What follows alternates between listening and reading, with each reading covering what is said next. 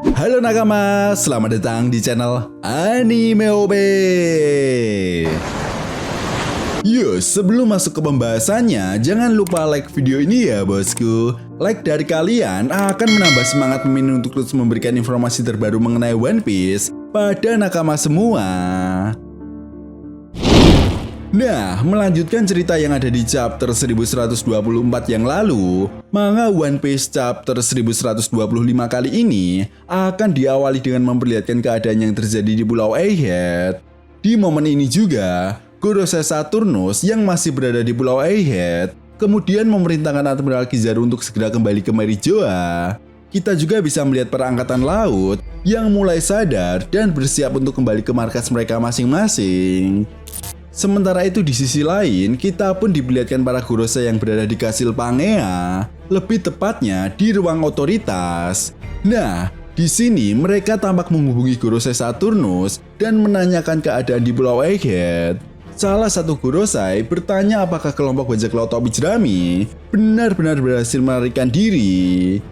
Gorosei Saturnus kemudian menjawab, "Ya, sepertinya begitu, karena aku sudah tidak melihat mereka dari kejauhan."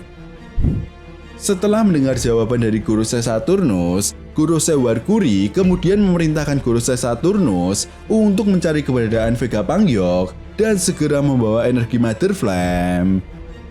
Bukan hanya itu saja, para Gorosei ini juga terlihat sedang membicarakan beberapa poin penting untuk menentukan langkah apa yang akan mereka ambil dengan energi Mother Flame dan juga kekacauan yang terjadi di dunia One Piece setelah Dr. Vegapunk mengungkap informasi mengenai abad kekosongan.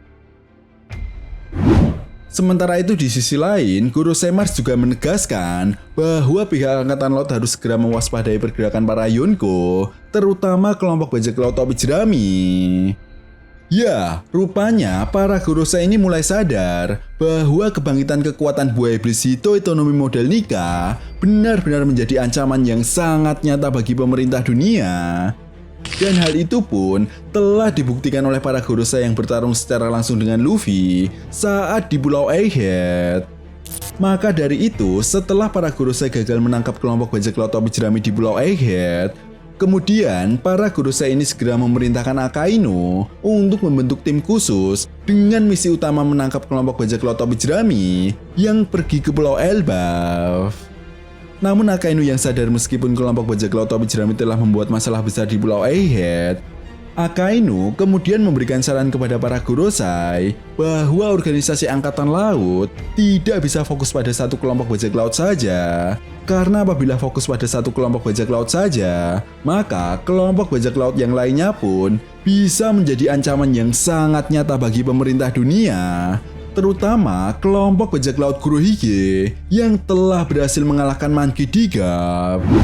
Ya, Akainu rupanya telah mengetahui kabar kekalahan Monkey D. Garp dari anak buahnya. Jelas Gorosei yang baru saja mengetahui hal ini dari Akainu pun tampak terkejut dan menanyakan apa yang sebenarnya dilakukan oleh Garp di markas bajak laut Kurohige ketika itu. Akainu kemudian menjelaskan bahwa Monkey D. Garp mengorbankan dirinya demi menyelamatkan Koby. Scene pun kemudian berganti dan memperlihatkan keadaan di markas organisasi kriminal Crossguild. Nah, rupanya Buggy, Crocodile, dan Mihawk sedang melakukan diskusi setelah mendengar pesan siaran Dr. Vegapunk. Tepat di momen ini juga, kita bisa melihat Crocodile yang mulai tertarik dengan perebutan harta karun One Piece dan senjata kuno yang sebelumnya disinggung oleh Dr. Vegapunk. Yap, seperti yang kita tahu ya bosku, memang sejak lama Crocodile ini ingin menciptakan negara utopia yang berbasis kekuatan militer dan juga kekuatan senjata kuno. Itu sebabnya di chapter 1125 kali ini, Crocodile memutuskan untuk mencari kekuatan tambahan terlebih dahulu sebelum mereka benar-benar terlibat dalam perebutan harta karun One Piece. Di sisi lain, Mihawk juga tampaknya setuju dengan perkataan Crocodile. Ya, menurutnya lawan yang akan mereka hadapi nantinya adalah para Yonko dan petinggi pemerintah dunia. Jadi, jika hanya mengandalkan kekuatan Crossguild saat ini, maka akan sangat sulit rasanya untuk bersaing dengan para Yonko lainnya. Sementara itu kita juga diperlihatkan raut wajah Buggy yang mulai bahagia setelah mengetahui bahwa Crocodile dan Mihawk mulai tertarik dengan harta karun One Piece. Yap, tepat di momen ini juga, sambil tersenyum, Buggy kemudian mengatakan, "Aku tahu apa yang harus aku lakukan." Buggy pun kemudian menjelaskan bahwa organisasi Crossquill harus melakukan diplomasi dengan sisa-sisa dari anggota Yonko Kaido dan Yonko Big Mom karena pada dasarnya mereka sudah tidak memiliki pemimpin lagi. Buggy juga menegaskan bahwa ini adalah kesempatan bagi kita untuk segera mencari keberadaan mereka dan merekrutnya. Nah, setelah mengatakan hal tersebut, Shin pun kemudian berganti dan memperlihatkan keadaan kelompok bajak laut topi jerami dan bajak laut raksasa. Yap, setelah sebelumnya kedua kelompok ini mengadakan pesta, kali ini mereka diperlihatkan sedang bersantai dan berbincang-bincang. Tepat di momen ini, kita diperlihatkan Chopper yang bertanya kepada salah satu raksasa tentang Pulau Elbaf. Namun saat salah satu dari raksasa tersebut akan menjawab pertanyaan dari Chopper, tiba-tiba Chopper dikejutkan dengan Usopp yang berteriak sambil memegang sebuah teropong dan berkata, "Chopper, coba lihat ini. Aku melihat sebuah pohon yang sangat besar."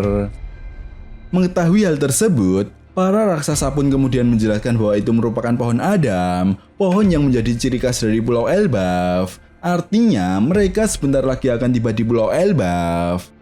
Nah, di momen ini juga, Franky kemudian terkejut saat mengetahui bahwa di Pulau Elbaf terdapat pohon Adam, di mana Franky kemudian mengatakan kepada para raksasa bahwa kapal Tosen Sunny sebenarnya dibuat dari pohon Adam. Jelas para raksasa pun sangat terkejut saat mengetahui bahwa kapal Tosen Sunny sebenarnya terbuat dari kayu Adam, karena menurut mereka hanya orang-orang tertentu saja yang boleh mengambil kayu Adam, itu pun harus menunggu selama berpuluh-puluh tahun lamanya.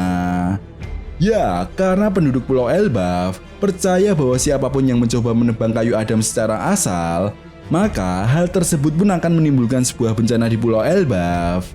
Itu sebabnya hal inilah yang menjadi sebuah alasan kenapa para raksasa di Pulau Elbaf sangat menjaga pohon Adam. Nah, tepat di momen ini saat para raksasa menjelaskan tentang pohon Adam, kita bisa melihat sebuah panel yang memperlihatkan sekilas pemandangan yang ada di Pulau Elbaf. Termasuk sosok misterius yang lagi-lagi diperlihatkan masih dalam bentuk siluetnya yang diperlihatkan berada di tepi pantai Pulau Elbaf. Di akhir chapter, Shin pun kemudian memperlihatkan kembali keadaan di kapal Tosen Sunny dan bajak laut raksasa. Nah, salah satu raksasa menjelaskan bahwa di Pulau Elbaf terdapat seseorang yang telah menanti kehadiran kelompok bajak laut topi jerami.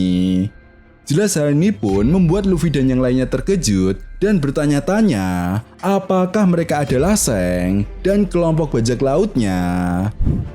Dory dan Brogy pun kemudian menjawab, mereka bukanlah kelompok Seng karena Seng telah pergi meninggalkan Pulau Elbaf saat Dory dan Brogy akan menuju ke Pulau Egghead. Chapter pun kemudian ditutup dengan perkataan Dory dan Brogy yang menjelaskan bahwa sosok tersebut adalah mantan anggota bajak laut Goldie Roger dan Akagami no Seng mengenal orang itu. Yap, tentunya ini sangat menarik ya bosku. Jika benar sosok tersebut adalah Skoper Gaban, artinya apakah Luffy dan kelompok bajak laut topi jerami akan dilatih oleh Skoper Gaban, atau Skoper Gaban akan memberikan petunjuk tentang keberadaan Road Poneglyph terakhir? Nah, itu tadi merupakan analisa dan hal menarik yang akan terjadi di chapter 1125 nantinya. Jika kalian punya pendapat lain atau teori tentang pembahasan kali ini, silahkan tuliskan pendapat kalian di kolom komentar ya bosku. Oke, sampai di sini dulu pembahasan kita kali ini, and see you next time.